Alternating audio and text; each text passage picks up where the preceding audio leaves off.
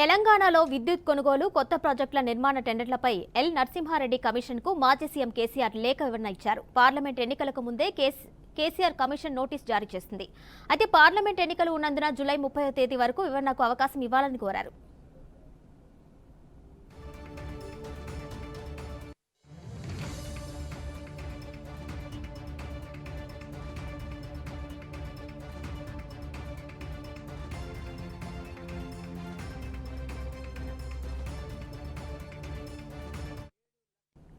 అయితే కమిషన్ మాత్రం జూన్ 15వ తేదీ వరకు గడువు ఇచ్చింది. ఈ గడువు ఇవాల్టితో ముగియడంతో కేసీఆర్ రిప్లై ఇస్తూ లేఖ విడుదల చేశారు.